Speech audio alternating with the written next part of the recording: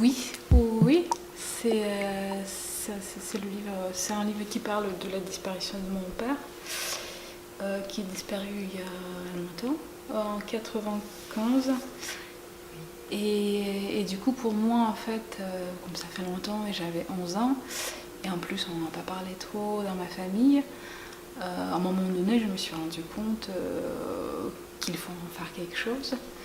Parce qu'en fait, quand il a disparu, c'est comme s'il avait laissé une porte ouverte. Et on l'attendait, on se disait, voilà, il allait revenir un jour.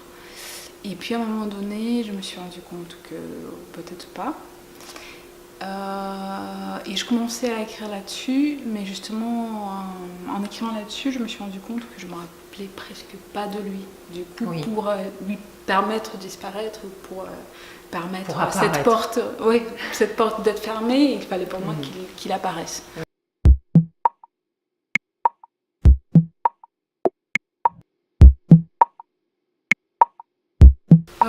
Oui, effectivement, en fait, je commençais à l'écrire en 2010. Bon, les premiers brouillons voilà, que je commençais à écrire, c'était en 2010.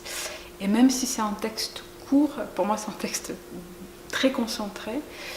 Je l'écrivais assez lentement, juste un paragraphe, avancer assez lentement, un paragraphe par paragraphe. Et c'est vrai aussi que justement en écrivant ce texte-là, il s'agissait pour moi aussi comme auteur de vivre un petit peu toutes les étapes dont je parle. Parce qu'au tout début, cette histoire est partie comme... cette histoire s'appuyait sur quelque chose plutôt fantastique, dans le sens que j'avais plein d'hypothèses. C'était ça le centre de cette histoire, d'imaginer mon père à Istanbul. Et après, je me suis rendu compte que ces hypothèses m'amènent pas là où je voulais être. Du coup, voilà. Il s'agissait de vivre d'autres étapes, d'abord de reconstruire celui que je ne mon père dont je ne me rappelais pas. Ensuite, raconter ce qui s'est passé, ensuite voilà, présenter toutes les hypothèses et après en faire quelque chose à part ça.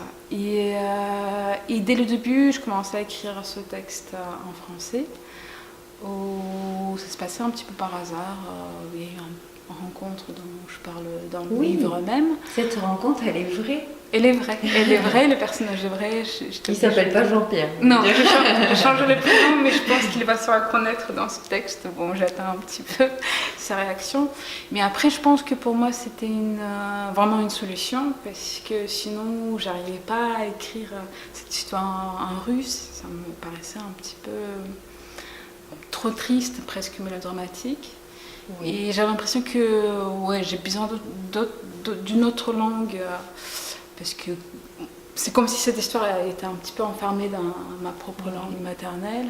Et j'avais besoin d'autres mots, d'autres noms pour réinventer un petit peu cette histoire, re-raconter cette histoire et la comprendre.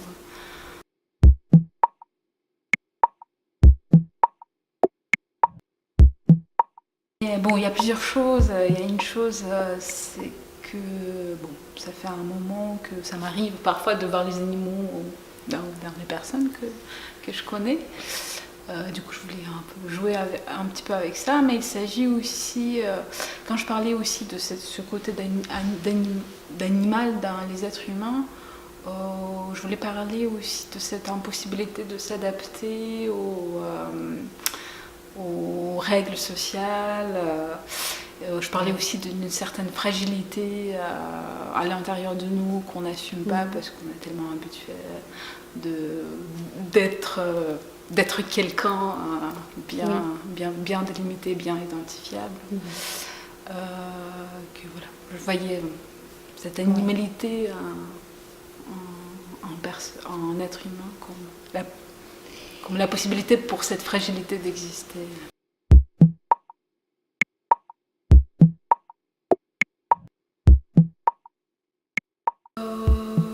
Dans ma vie, oui.